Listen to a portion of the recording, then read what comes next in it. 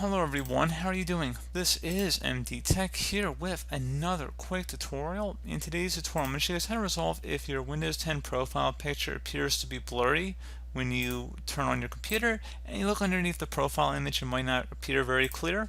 So this should hopefully be a pretty straightforward tutorial, guys. And without further ado, let's go ahead and just jump straight into it.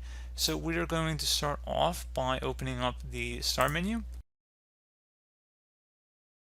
Select the setting gear icon on the left side where you hover over it. It says settings, so go ahead and left click on that. Select the accounts tile. We're going to go open up File Explorer down in our system tray. You can search for it also. Select the view tab, and then where it says hidden items, go ahead and check mark that. Close it here. And now go back to this window we just were in. Select browse for one.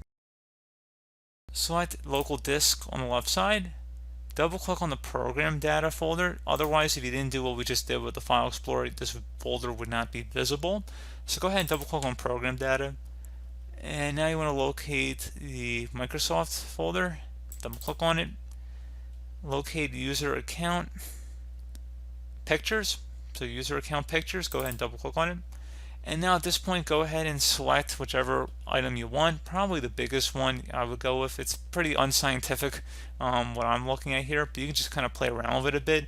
We're just going to select the largest one here, and it should update up here at the top.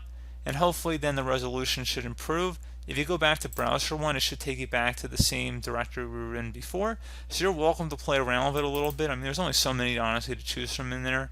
So like I said, pretty straightforward process, guys. And if you want to turn off hidden folder view once you're done with that, you're welcome to just open back up File Explorer and select the view tab and then uncheck hidden items and just do it like that. Very simple.